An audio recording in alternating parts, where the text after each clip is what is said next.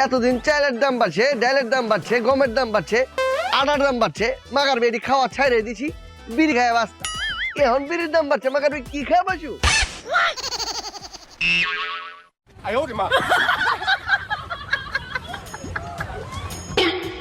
হায় হায়, এটা আবার কেমনে বিড়ি খাইতেছি?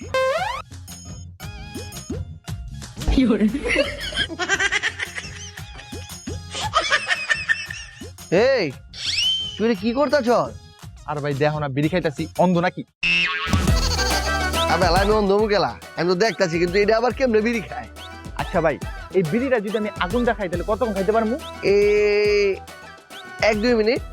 এর লিগেই তো ভাই আমি আগুনটা বিড়ি খাইতাছি না। যতদিন পর্যন্ত বিড়ির দাম না কমবো ততদিন পর্যন্ত আমি বিড়ি এমনি খাবো।